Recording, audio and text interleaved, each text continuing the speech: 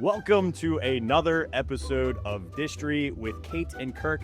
My name is Kirk from walruscarp.com, and this evening we are going to be exploring the East Coast version of Mr. Toad's Wild Ride. Why would you ride just one attraction when you get 2 for 1? It's a BOGO here as we have 2 tracks. And with me to dive into this Florida swampy bog version of Mr. Toad's Wild Ride is the educated, brilliant, and always willing to share Kate, the Disney Cicerone. Kate, how we doing this evening? I'm doing great. I think this is going to be a really wild ride through this particular attraction because it is really different than the Disneyland version. And I never got to go on this version because I didn't go to Walt Disney World until like 2002, so a couple of years after this one closed. So it's been very fascinating to study and research and find all the little details of something a Disney ride that I've never gotten to experience before. So I'm very excited for this. So I have really great nostalgic memories because I used to ride this with my mom, and we would always have to ride both tracks. So that was really fun.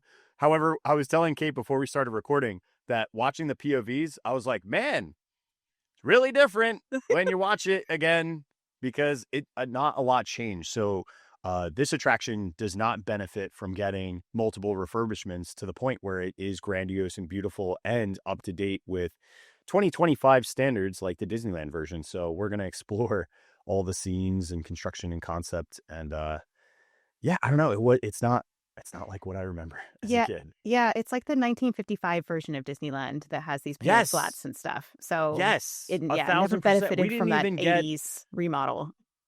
Yeah, we didn't get like fun, cool, wiggly devils that were like, they were all just flats. They were all just flat. No, there's wiggly devils. There's wiggly devils, but there's none that are like 3D sculpts. ones. Yeah, there is. Yeah.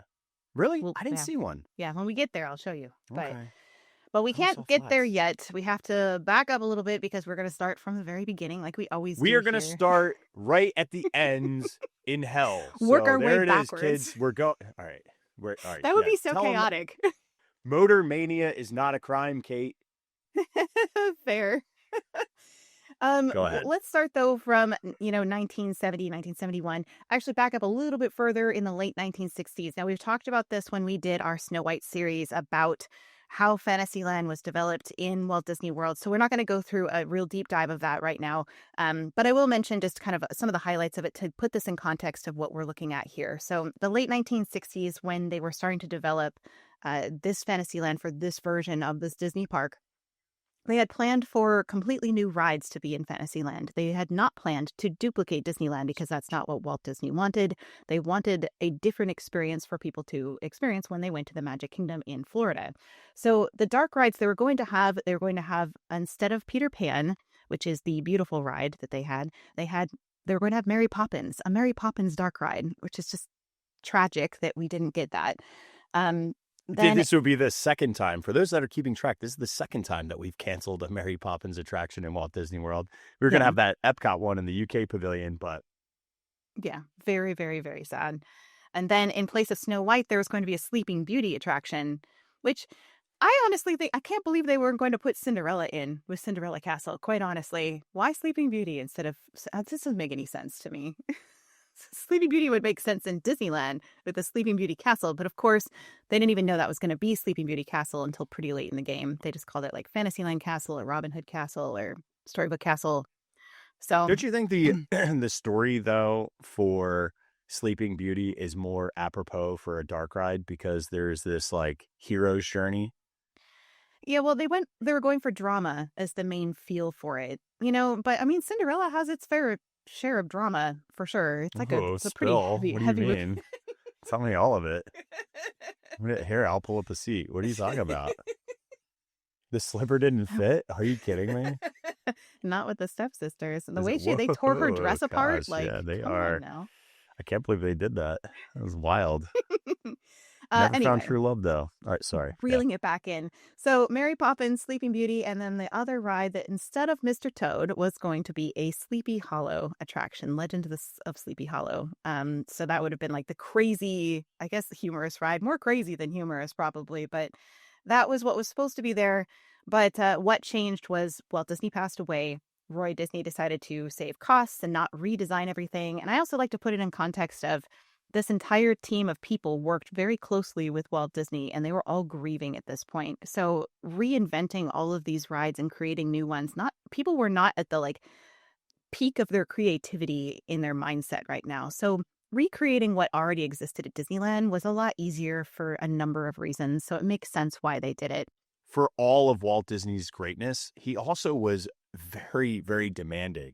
So I don't know if these rides would have met any kind of standard. So that probably went into some of the mindset and psyche is, would this be up to Walt's standards? Because he would have pushed them to put out the best attractions. So at least it seems like kind of a cop-out, but it's not. I do feel that they knew that the ones that already were working in Disneyland could come over and translate really well. Right. Exactly. So that's how we got Mr. Toad, was essentially it just came on over from Disneyland and made it easy. But so each of these rides had their own designers, right? We've talked about how Claude Coates was heavily involved in leading for Snow White. And this one in particular, we have to talk about Rolly Crump a whole lot in this attraction because his footprint is everywhere in this version of Mr. Toad in particular. So those of you who already are Disney history fans already probably know about this book, that it's kind of cute story by Rolly Crump. This is a fantastic read, lots and lots of artwork and pictures in here. If you haven't read this one yet, highly recommend this to add this to your Disney book list. That's where I got some interesting thoughts about Walt Disney World from Rolly Crump and how he thought about it. And I want to preface this by saying, because I know we have a lot of Walt Disney World fans in our Distory audience, and I am not a Walt Disney World hater. I obviously prefer Disneyland just because of the history aspect, but I do. Yeah. So wait, what are you? So what are you going to say? I I am just going to say that Disney World is just different than Disneyland, but these are Rolly Crump's thoughts about it that I think we need to take into account. Kirk's taking furious notes. So it's just Rolly Crump. All right, let's hear. I have a picture of Rolly Crump up that I think you'll enjoy as well. I love this picture of Rolly Crump. He's absconding with a tiki that he carved and making his way over. So here's some of his thoughts about Walt Disney World. He said, "I'll be honest with you, I don't think Dick Irvine had a clue what he was doing with Walt Disney World. Without Walt's guiding hand, it was a bit of a mess. Don't get me wrong, Dick was a wonderful administrator, but as a designer, he didn't know a thing. At Disneyland, everything is scaled down. Nothing is its proper size. It's small, and I think that's what gives it part of its charm. It hugs you. Well, Disney World, it was scaled up.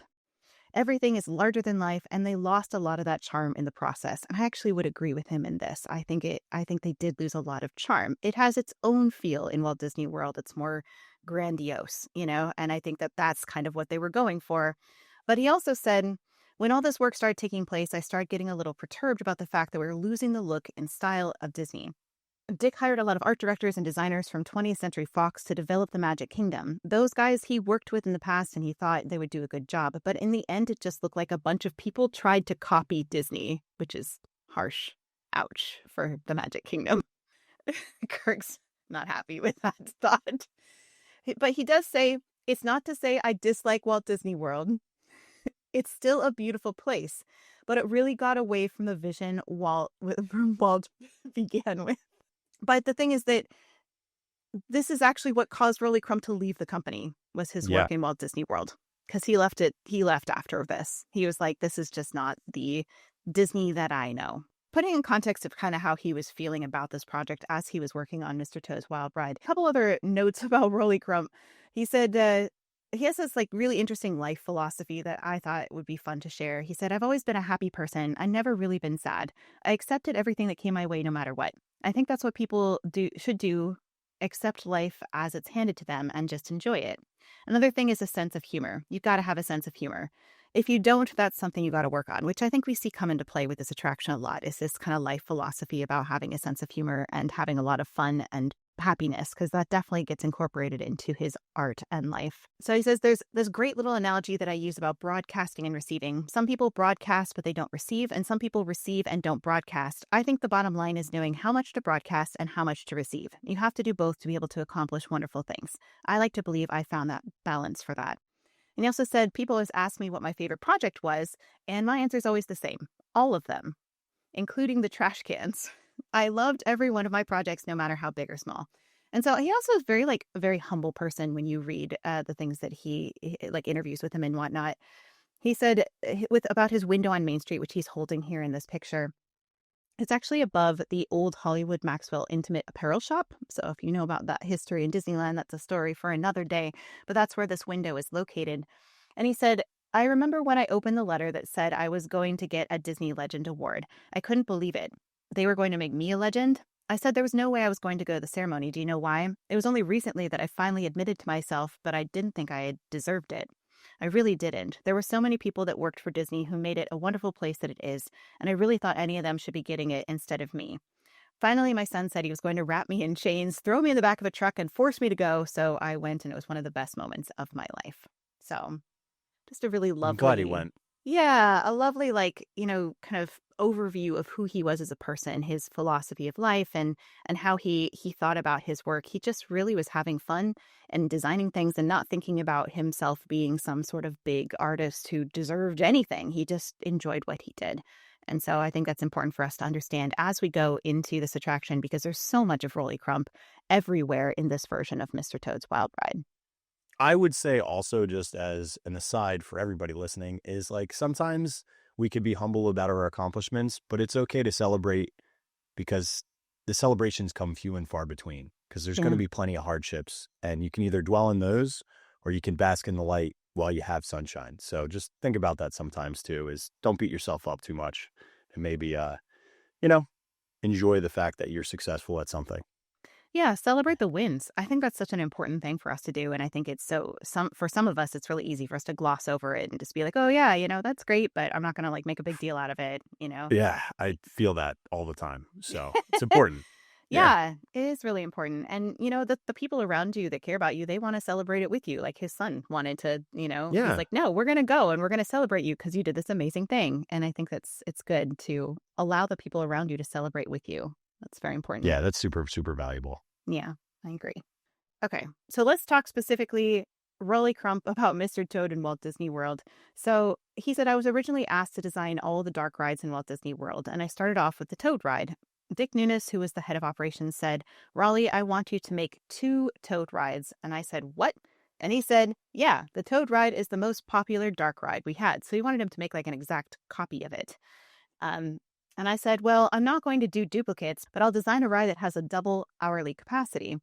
We put the 2 rides in one big building, and what happens is you load the ride in 2 different locations. And then he kind of like goes into detail about all of this. And I don't want to like, maybe we can go about this later, but he says they'd split off on 2 different tracks. They kind of like meet back and forth again, which we'll get into in detail as we go through the series. But he said that it was funny because the family would go in and the father would say, gee, I saw those chickens in the barn. And maybe the son would say, I didn't see any chickens in that ride. And so there's this controversy about what they saw in the ride, but yet they both went on the same ride. And so that was kind of a fun thing to do, is that, they would go on the exact same ride, but because they went on 2 different tracks, they saw different scenes. And so it was a fun little trick to pull on families, I guess you could say. Was there any more that you wanted to add? No, that was the exact interview that I had. Although I do have one extra thing, which I think is kind of fun, and this is Rolly Crump related, so I'm going to do it now, even though it's slightly going ahead a little bit. Okay. So this is from an auction house, and it says, unfortunately, the ride closed in 1998. Disneyland's version is up and running, but a little secret, so this is like a continuation of that interview, a little secret that not a lot of people know is that for my push-down toys, the very first one I ever made was a little devil. And I designed those devils after the devils in Disneyland's Mr. Toad's Wild Ride. It's always been very special to me, and I'm happy because I was able to work on such a popular attraction. So this auction house actually, it was auctioning off some of those, the devil flats. But Kate, have you seen the Pride push-down devils? The No, Pride creation ones? I have not Oh seen boy. them. I'm Oh, you're gonna ready. love this.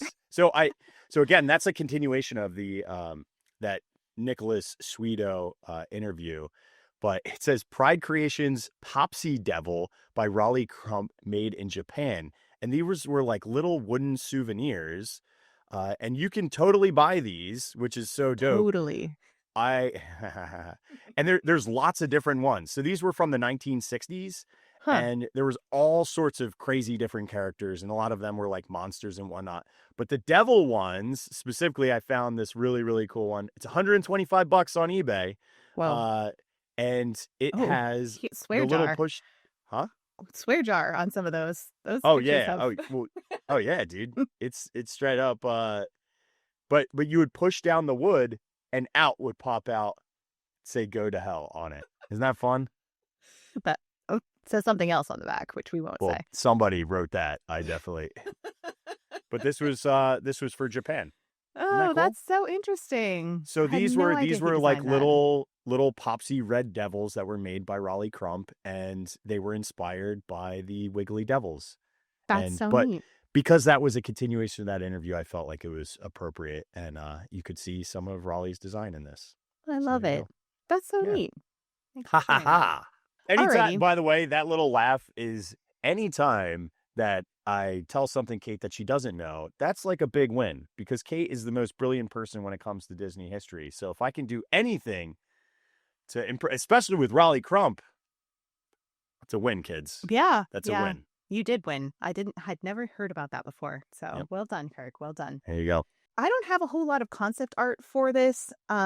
Really didn't find hardly anything that is in the public domain. I'm sure that there is concept art that exists. The only thing that I found is this looks like almost like storyboard sketches for how they laid out the attraction that shows two cars side by side going into Toad Hall, splitting at the statue, and then kind of like this looks like it shows mostly track B. Based on the scenes with the farmer and haystack and all these kinds of things.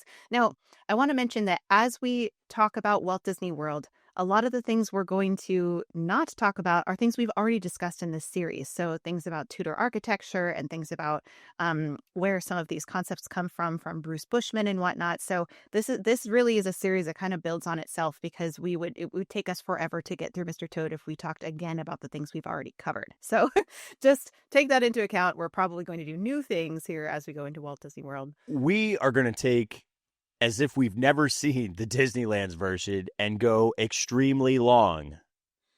Kirk would love that. No, here's the truth. There is not a lot of photos. There are really, really terrible videos of it. So even if we wanted to break down every single scene with incredible detail, we just simply cannot, because the archival footage and photography just does not exist to the level that we wish it did. I'm sure.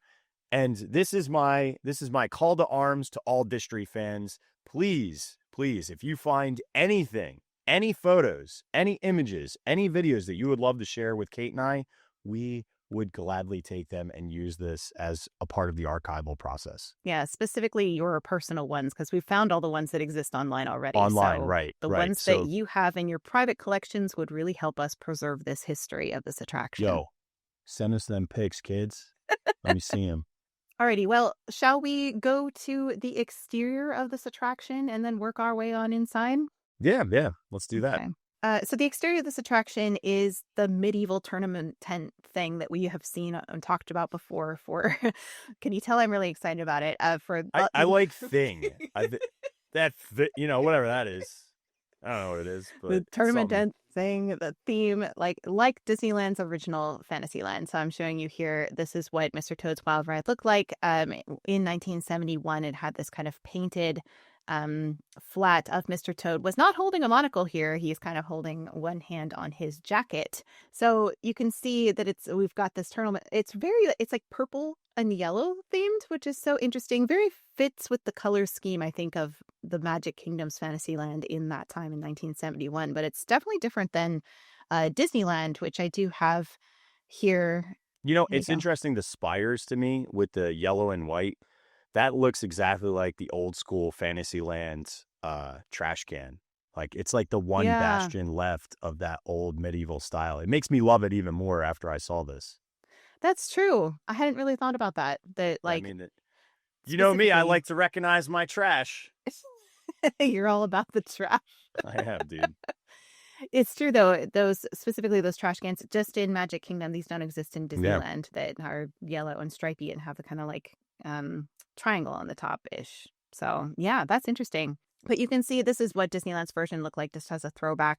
So basically, they copied Disneyland. The Disneyland that exists, their Fantasyland, the medieval tents, all those kinds of things. So, and they even put, Mr. Toad's Wild Ride with a little picture of Mr. Toad. It's pretty much just a copy of what they had in Disneyland, but kind of spun in a new creative, color scheme and whatnot for the feel and direction of Walt Disney World. So that's what happened with there. And you can see here, this It's is very simple. yeah, it's It's very simple. simple. For everybody who's just listening, it's just paint and a picture and some font. That's it. Yeah. Very simple. Yeah. They do have shields in the front, though. They do. So there's some heraldry here. I have a picture of what it looked like zoomed even farther out as the entire building to give you a concept of what Fantasyland looked like at this point in time and where this building was Oh, that's a cool situated. photo. Yeah. So you can see Oh, I love 20,000 that. Leagues Under the Yeah. Sea is right across from it, which is roughly where the Seven Dwarfs Mine Train is today, just to give you context, because of course... Now, you would be bummed out because I did get to ride 20,000 Leagues, too, as a kid. Yeah, I didn't get that one. Did you?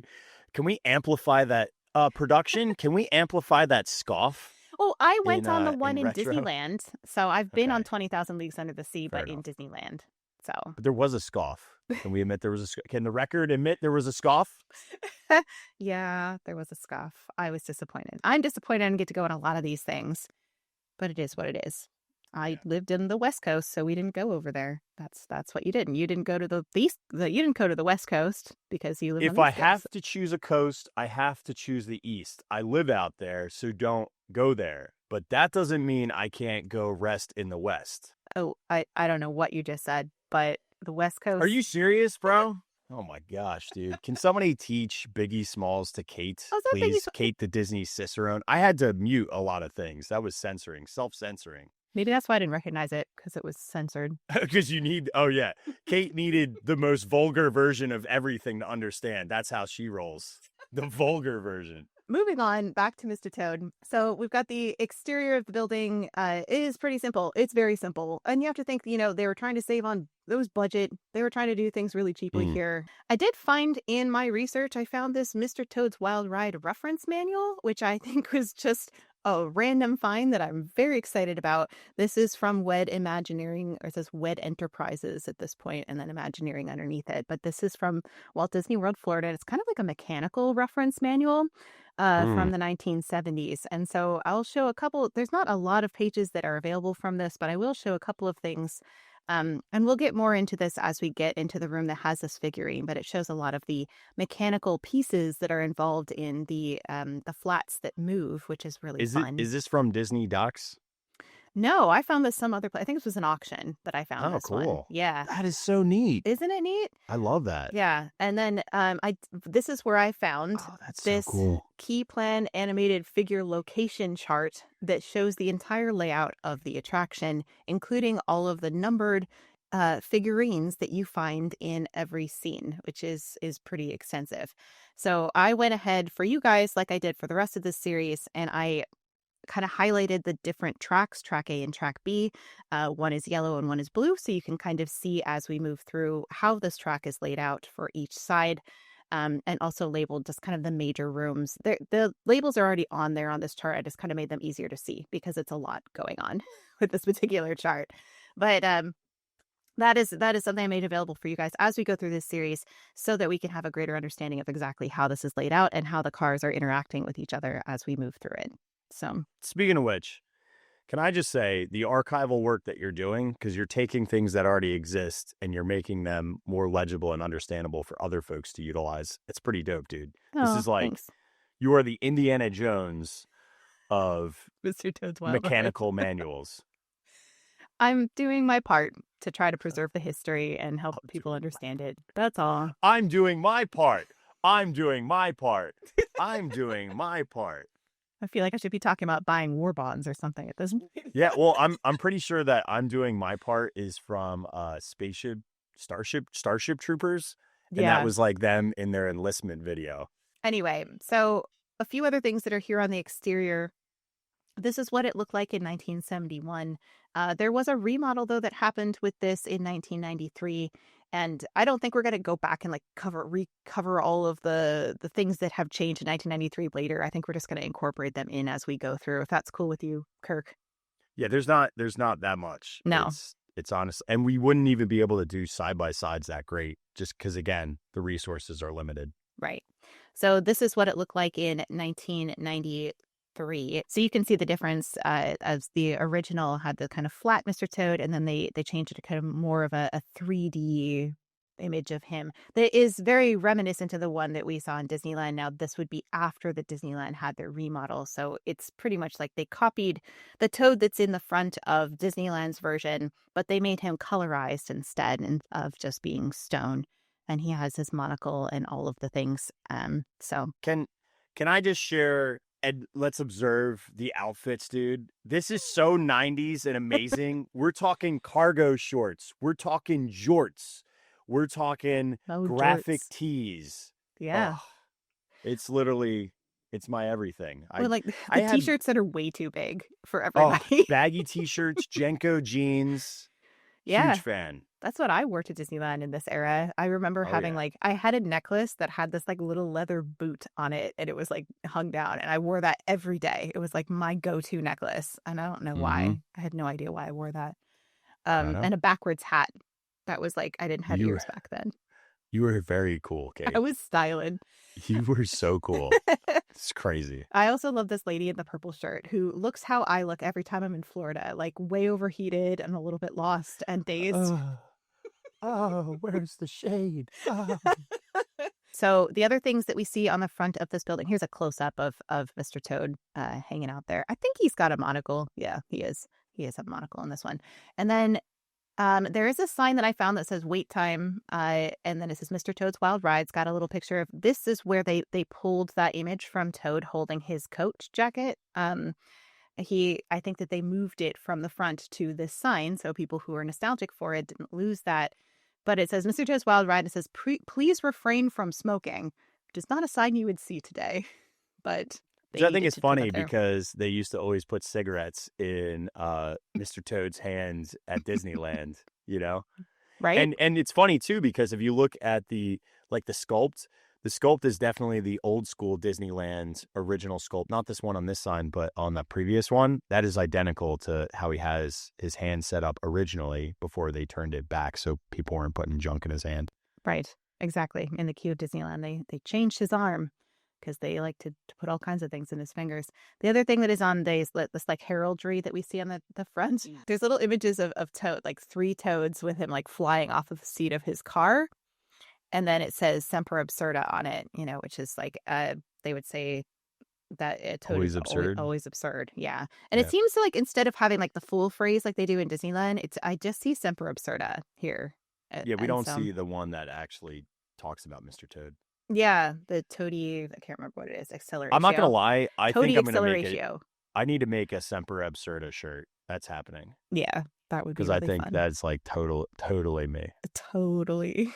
Okay, well, before we move on, I think this is time when we need to take just a quick little break and talk about some of the things that we're working on in our worlds. And Kirk, what do you have going on over there at Walrus Carp? We have a couple of new shirt designs. Currently, right now, we have Flower and Garden popping off. So we have a vintage Flower and Garden Flow Grow shirt with Alice in Wonderland. Yeah, a little I know you like the vintage aesthetic. It seems like everybody is really into some of the different color choices too. There's an orchid that people like, and we added a V-neck of that as well. And then because I have disdain for queues, I wrote, I wish I was in a virtual queue, because that's how I feel now that I've lost all of my virtual queues. But everyone, seems to be happy. I'm not happy. And I've been asked for this one for quite some time because of Rise. Tell them it's a prisoner transfer. Did it work? And we've got a little tiny robot friend helping us. And then this one is just an absolute. This is such. You have to explain this one. This is such a Pocket Fam exclusive inside joke. There was a little tiny baby Jesus that was in the Tiana's queue when I was doing my Tiana's Bayou adventure after they dropped the virtual queue challenge. And I was really frustrated with the wait times. So we called him Standby Jesus, and he helped me get through that day. So it doesn't say I stand by Jesus. It says I stand by Jesus because it's stand by Jesus. This is not religious, by the way, even if you No. think it is. This is completely non-denominational, stand by line Jesus. So That's silly. yeah, I love there it. you go. That's great. Silliness. Mm-hmm. And they can get all of these shirts at walruscarp.com. Walruscarp.com. Yep, Excellent. there you Thanks, go. Kirk. So for me over here at Disney Cicerone, I'm in the throes of trying to design a new book cover for my latest book and finish up the edits. So thank you to all of my early readers who have been reading that for me and giving me their feedback. I'm going to sit down at a cafe for 8 hours and slog through all of those edits and try not to hate myself in the process. And that's what we do as an author. But I did want to mention, because we're in Walt Disney World, this one, What the Mansion I See, which is the second book in the Pixie Dust in the Park series, is set in Walt Disney World, and it stars 2 Disney history live streamers. And I was just kind of thinking about, it is a romantic suspense, so also. But I will say I wanted to share just a little bit of like my process for these books, just to kind of give you more context, not just talk about the books themselves. This one was a really interesting journey for me, because I really wanted to talk about trust and how we trust as humans, how when our trust is broken, how do we recover that? How do we, when we make mistakes, how do we grow as people? How do we change? How do we become a better version of ourselves? And so that's really what the core of that book is about. Because even though I love Disney history and I love kind of putting people into the parks in these books, for me, there's also kind of a human element to it of how we grow and develop as people. So that's, for that book, for me, that was really what I wanted to focus on, was that aspect of relationships with people, is how we trust and grow and change. So Yeah, yeah. I love that. So all of my books are available, including the audiobooks, at Amazon.com or Audible.com. If you'd like to read them, just look for Disney Cicerone or Kate Grasso, or you can just find them at DisneyCicerone.com. Is links to all the things. So Still my favorite book you've ever written. that one? Mm-hmm. Oh, good. Have And you? I think it's because it's the characters. Mm. It's the characters. I resonate with them so much. It's also the environment, because it's very Walt Disney World. It's just, and I think it has a really, really good cruxy finish. So Thank you. that's my jam. Well, I'm glad you enjoyed it. Thank you. Yeah. Anyway, let's move on in. If you're good with that, let's move on into the queue, which Let's is do it. basically these green metal bars is the queue. But there's 2 sides, right? There's 2 entrances to this. I couldn't find an answer about this anyway, but you would probably know. There was 2 entrances, so you could pick your side, right? Yeah. There Yeah. was two separate different queue divisions. Yeah. And then we have these wonderful trash cans that remind me more of Mary Blair than anything else, but I don't know. I don't have confirmation she designed them. They remind me of Small World-esque designs. And then in terms of the queue itself, like the loading area, we see there's 2 loading areas on either side. And there's kind of like this quasi 3D model of Toad Hall that has kind of parts of Toad Hall look like they're 3D, but the rest of it's all painted flat. And it definitely pulls from like the movie, and like at this point it would be 1971. They wouldn't have had the Disneyland version yet. So this would be like Storybook Land Canal Boats, or the movie would be the main place where they got this Toad Hall from. And it's interesting that I think that they maybe pulled some of these elements for the Disneyland version, because this like conical round one that we see, that's like the exit of Disneyland, has this little window and whatnot.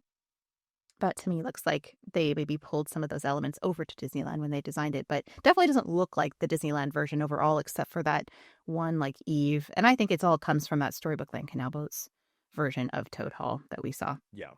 Yeah. I agree. You know what's something I'd like to admit that I'm stupid for a second here. I'm ready. I never I never realized that the front wheels didn't touch in both Disneyland and Disney World, but they never touched the grounds, just the back wheels. I don't even think I knew the back wheels touched the ground. Yeah, the back wheels actually spin, and So I they're didn't the notice propel. it until one of the POVs where, because like in Disneyland, you're so close to the track that nobody ever really looks left. They're looking into the Toad Hall like foyer and the fireplace scene. Like you're driven towards that or the bookcase. Where in this one, all you see are the cars coming in towards you. So like, I don't know, I guess it made it more apparent to me. But yeah, the back wheels do spin. but the front wheels are like popping a wheelie almost, and they're just Yeah. yours because you're sitting on the track, but they don't touch. And I just didn't notice that until right now. That's so interesting. Yeah, it's weird. I don't know Yeah. why I didn't notice it before, but that is totally the case. Totally. Uh, Well, we'll get into the cars a little bit in a minute. I just want to talk a little bit about the rest of the queue design here. There is those turnstiles like we talked about in the Disneyland version. We talked about the parade turnstiles. The same style of turnstile is also located here, which you guys don't have them now, right? Is there any turnstiles left in Walt Disney World? yes, there are. Swiss Family Robinson is the first one that comes to Oh mind that yeah, has them. There are a handful, but Swiss Family Robinson is the big one. I'll have to think on the some things that others. haven't been touched much since 1971 is where they're probably Yeah, located. it's true. So they also have the sign that is there, and it has the shires on it, or the shires. It says question mark Shire or sure, not so sure, Worcestershire. There's some other sure back there that you can't tell what it is, and then there's Toad in the Hole, which is a traditional British dish of sausages baked in Yorkshire pudding batter and often served with onion gravy and vegetables. So Which is not pudding, kids. It's like, think of no, like a puff, like a yeah. pastry puff. Yeah, I have a picture of it here just to kind of give some context to what it looks like. This one actually looks really good. Like I feel like I would like to try that. I'm very hungry now. That's a This fancy area. Toad in the Hole, I dude. know, right? That's super. What is that? What are you on Pinterest? Holy cow, dude. It probably was a Pinterest pull. Yeah. Yeah, that is way too nice of a dish. Well, it's Toad Hall. He's a little fancy, so I I felt guess, like it was yeah. appropriate. I thought you just wanted the slop, dear. All right, I Fair have enough. stuff about cars. Do you have anything you want to talk about for the exterior of the queue? Do you want to watch video going into the building? So yeah, you can see we're on the outside facade. Again, look at the amazing 90s aesthetic. And then we didn't really talk about this mural yet. Yeah, Like we I think very we'll get briefly, there. so we'll touch on that in a second. This video also has the most amazing cast member look of disgust. The person videotaping. It's like side eye before there was side eye. And then, but we do get a look at the cars, and this is the Zapruder film, if you will, of oh my god, the wheels don't touch. Oh yeah. Oh yeah, they're They're really way off. obviously It's not like touching. easily 6 inches off the ground, popping wheels, dude. All right. Well, can I talk about the cars? Are you Please do. Can I do I that? would I'm so love it. excited to talk about cars. Okay. Okay. So I have this great picture from an actual like video that Disney took of this attraction, and it has Flower from Bambi like putting this woman in a headlock inside this car. I Um, mean, if you were Bambi, you'd understand. So people leave comments in my comment section, especially during this series, saying, no, Bob Gurr designed the Toad cars. They say that I've seen Mm. that over and over again. But obviously, when we did the Disneyland version, we said the Disneyland cars were actually designed by Aero Development based on a concept sketch from Bruce Bushman, which we've already gone over lots and lots. So that wasn't designed by Bob Gurr at all. He was heavily involved in designing many vehicles for Disney. But at that point, he was mostly focused on Autopia cars. That's what he was kind of doing for opening day. He wasn't doing the Toad cars. That wasn't his area of expertise. So when Walt Disney World came around, they did have the same cars as Disneyland. As everybody says, oh, they had these like four, these 2-row seater cars. But they didn't when this ride opened in 1971. Their cars were identical to Disneyland. They were just made out of fiberglass. So they only held, 2, maybe 3 people if you have a very small child. But they were, and the wheels are lifting off the ground. Kirk is right about that. But they look identical to the ones that we had in Disneyland, except they don't have lights on them like the Disneyland version had in 1955. These ones, though, were made out of fiberglass. Disneyland later got fiberglass remodeled, so everything kind of comes around. But these, you can see, are these ones that went up for auction from Disney World that look like the Disneyland Toad cars, and they have the names of the characters on the front. They had 36 original ride vehicles because they had 2 tracks, so they had lots of cars, and they could seat 2 adults each. They had the names Mr. Toad, Molly, Ratty, McBadger, Winky, Toady, Cyril, and Weasel, and of course, those names were duplicated. There was more than one of each. This is a good old one of Bob Gurr when he was just a young lad in his 20s designing for Disneyland behind the seat of a car. Just because I feel like we only see him because he's still around, he's still with us. We only see him as kind of, this older person. So I thought it'd be fun to see him in his early Disneyland days. And here's him designing some Main Street vehicles as well. One of those ones that we've talked about on a previous series. I also found these blueprints, Kirk, for, I don't know where I get this stuff, but this is a blueprint for the Toad cars, and I only saw a portion of it, and it's not a great photo, but it is fun to see some of the mechanics behind it and how they designed these things. That's cool. What happened with the Toad cars is in 1993, when they put that new Toad out the front, they also replaced these cars with a newer version to help alleviate capacity woes, because this is a very, very popular attraction. So they created 2 rows of seats instead of 1. This one was designed by Bob Gurr. So when people think, I thought the Toad cars were designed by Bob Gurr, well, you're thinking about this one right here. And this one was designed by him, which makes sense because the front of it looks so much like his other vehicles that he's designed for the Magic Kingdom and whatnot. But I don't know, Kirk, it looks weird to me because that wood piece looks so janky. It looks ugly, Kate. It's so awful. The first version is so pretty, and then the second version, it looks like it's like somebody made a soapbox derby car. Like, it doesn't make any sense. Like, the front, that wood paneling is just so bad. Mm-hmm. It's bad. It is cool that they did add 2 steering wheels, which is unique to this version, so that 2 kids could drive at once versus just 1. Yeah, but that doesn't make any sense story-wise. Why would there be 2 steering wheels? For kids, for fun. For yeah, kids. Sure. Motor mania is not a crime, Kate. Well, you do notice in this picture, though, this is from a car that was auctioned off, that you see the wheels underneath it, though, the little wheels that are actual functional. The little caster wheels that spin completely. Mm-hmm. So those are down there. And they do have lights on this version, which at this point in the attraction, there is video that I found where the lights are actually used to illuminate the scenes in here rather than blacklight. But I don't think it wasn't from the beginning. They didn't have lights in it in 1971. So at some point... No, not the original, yeah. Yeah. So at some point in this attraction, they decided to add lights to the vehicles to illuminate the scenes, which I think is really interesting.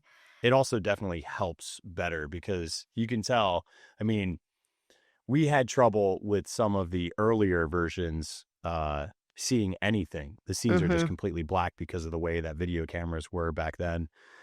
Luckily, with the lights, it helps illuminate. But I'm sure that was a guest problem, too, is not being able to see as much. Well, yeah. And when you think about it, though, those lights weren't added till 1993. So this was a dark, dark ride from 1971 to 1973. And then we only had it for a handful of years before it totally just disappeared. So the footage we have of it actually being illuminated is harder to find because of that. The only other thing I have about this is that it was 46 inches tall, 70 inches long, and 47 inches wide. So dimensions for the car. But you can see there I love that there's 3 people crammed in the back of this one. So yeah. But yeah, that's what I have on the cars. Do you have anything you want to share about them? No, but they're the more and more I think about these things, the more I realize that they're just glorified shopping carts. They're really not that advanced in terms of, it's using that same brush brake system, electrical. There's no real difference. I'm actually kind of shocked. And the only thing that I can think of is budgetary wise, because if Dick Nunis wanted to double capacity, you could have quadrupled capacity by just adding the second row. It must have been a money thing versus, because they could have just had this originally. Yeah, my understanding is that they really had a lot of capacity issues. Even with double the track, it was still really long wait for this ride. And so they had to figure out a solution to get it to have lower wait times. And this was the best thing they had. But even with this, it still had a really long line. That's my understanding. You know what? The times that I went on it, there was no one in the line. And I think it was in the later 90s or mid 90s where I guess its popularity started to decline and they started looking at it as a possible attraction replacement. That's when it was great because you could just rip through it all the time. We didn't talk about this mural yet. Did you want to talk about these characters that are up here? Yeah, let's do that. So on we have a plethora of characters that are actually flats, so different than the Disneyland version, which is mainly a mural, although they are standing up on top of Toad Hall. And there is kind of like a spired column that Mr. Winky is standing on to the right, but he is a flat, but he's off the wall. And then what are you laughing at? It's like the expression off the wall. Yeah, well He's dude, kind of yeah, off the wall, he so is off the wall, man. And then we've got Toad and McBadger and Molly and Rat. We have they call it a gypsy camp, so this is kind of like foreshadowing in the future of what we're going to run into here. There's a musician, there's a weasel as well, all on here. it's kind of interesting that Cyril is pulling this. It's like the caravan cart Right. that Toad has in the beginning, but they've also kind of incorporated it as the gypsy cart as well, which I will say, and we'll say this too when we get to the scene, that I know that that's like not a kosher thing to say Verboten anymore. language, yeah. But that is what it's called in this, so we're just trying to be correct to what they referred it to in 1971. So Yeah, just not a pointing that out. sensitivity thing. Yeah.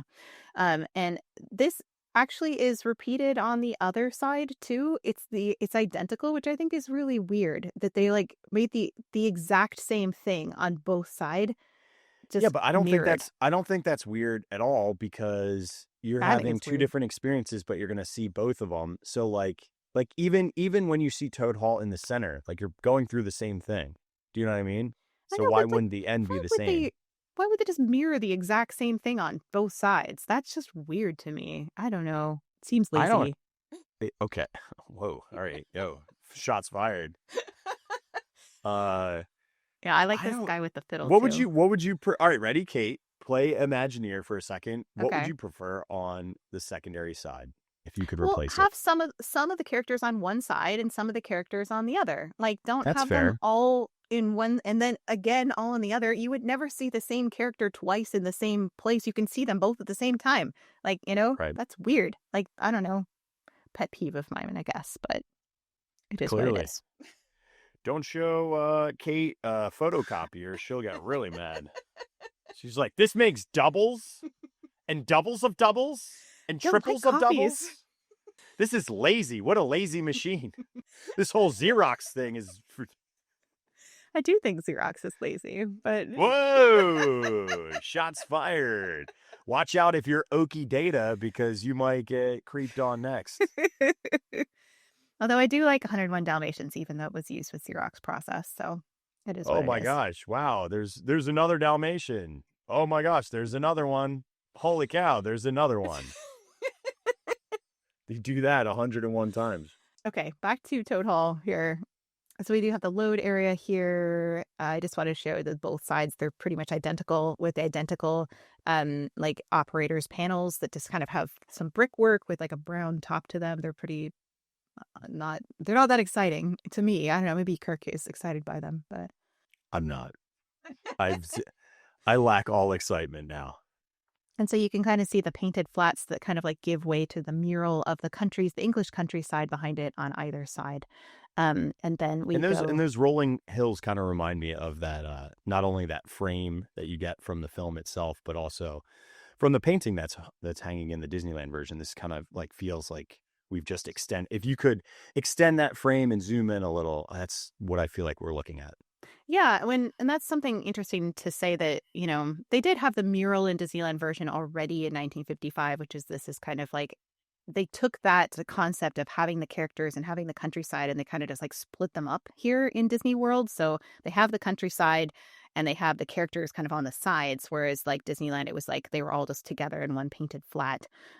So that was their way of mixing up the Disneyland version to make it like this. But it is interesting when they made Disneyland in the 1983 version, they really focused, they took that countryside and kind of like, it's obviously still on the tapestry mural, but they also put it in that picture frame over the fireplace. I think that's interesting.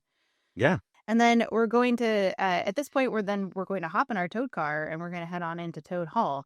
But before we kind of get in there, I do want to mention that we had something that a Distory listener, Jason, thank you, Jason, is like a huge fan of Mr. Toad and has taken some amazing pictures of Oh Mr. yeah, this Toad is with the lights incredible. on. And so he sent us a whole bunch, and they're from the Disneyland version. This is not Disney World, just to clarify.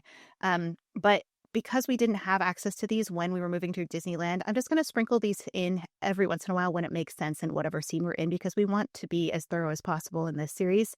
And he has a picture of the bookcase that is, this is the one that's near Sir Clinks-a-Lot, that we couldn't really see very clearly, that has the butterflies, that has the engine on the bottom, and the top kind of has like a beer stein or whatever you would call it, Kirk. I know you have a better idea of what it's supposed to be called. Yeah. But on this bookcase is very clear picture of some of the names of the books, which people had asked us, is there something on the books? And we're like, we're not sure. So there's some fun ones here. Jerry Schneider is the total frogtographer. And he was a photographer for WDI. And he has a really fun quote. He says, "We all carry ourselves from place to place and in the process see others doing the same. But the camera allows the capture of fluidity of that movement. And like the artist that creates a sense of motion in a rendering." So a kind of philosophical quote about photography. But he's there. And then there's The Great Frog Race by Chris Tietz, who helped design the original Star Tours attraction. He's the one that came up with the idea of taking the audio animatronic geese from America Sings and turn them into the G2 repair droids for Star Tours. So like the goose droids that we see, he's the one that's responsible for that, as well as making Euro Disney's Adventureland. But I'm sure he was involved in this Fantasyland project, and that's why he's featured here. There's one that says Hi Lou, and I don't know what that's referring to. But I like the one that says Design of Theme Parks, Toady Baxter, instead of That's the Toady best Baxter. one. That's the I love best that. one. Yeah. And they also have Gary Thomas Needs a Job, and the author is I Am Broke. And there might be a Gary Thomas that worked for Imagineering. I couldn't find anything specific. So if anybody knows. I didn't see anything. Yeah.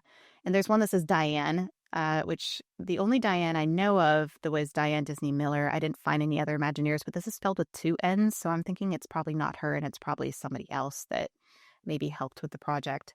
And then there's Cavlin's Folly, which is John Cavlin, who was the director, design, and production of Tokyo Disneyland. But I'm sure weighed in on this project as well. So those are the main books of honoring some Imagineers, which makes me think there might be some on that other bookshelf, maybe of some of the other ones that we just haven't found yet. We need more photos, so thank you for sharing them. Yes, thank you so much, Jason. We appreciate that. Yeah, that's awesome. Makes me want to take less video and take more stills on rides, because I don't do that enough. I know, me neither. Let's not go into Toad Hall. We've gotten through concept, construction, what it looked like originally, 93, update on ride vehicles, queue facade, and now we're going to step onto the ride and we'll go into Toad Hall, and we'll start on, which track are we going to start with next week? Track A. You said left. Track A. Left. Left is always right. Left is always right. So we're going to go left first. And we're going to go into Toad Hall next week, and then into the trophy room and probably the kitchen. We'll see how much farther we get beyond that. But that'll be what's coming up next week. Send us photos quick before next week. Send us everything. I have some. Have enough. I have some things. But so thank you everybody for joining us for this episode of Distory. We hope you enjoyed kind of seeing how Toad changed from Disneyland into Disney World and some of the adjustments they made. Obviously, we still have lots to go in this attraction, exploring the 2 different tracks, and that's where we'll head to next week. Kirk, do you have any final thoughts here as we wrap up? Motor mania is not a crime, Kate. It's true. It's not. Yeah, and I think I'm disappointed so far by what I found at Disney World, and I'm sad to say it. I'm not saying it's a bad ride. I'm just saying so far I've been disappointed. So the cars are a little disappointed. The flats were a little disappointed that they mirrored them. You had 70 years, Kate. You had 70 years to get it right. 70 it's years? It's not fair. No, we're at this dead. point it was only it was less than 20. Yeah, that's what I'm saying. Dude, 98 came quick. I mean, it'll be interesting to see as we go forward the things that we find, because there is some really interesting elements that Rolly Crump poured into this attraction of his own artistic style. And so we really get to dig into that as we move forward. So looking forward to that. Yeah. Love it. Yeah. Love it, love it, love it, love it, love it. All right. Well, thank you guys for being with us for this series, and we'll see you next time for another episode of Distory.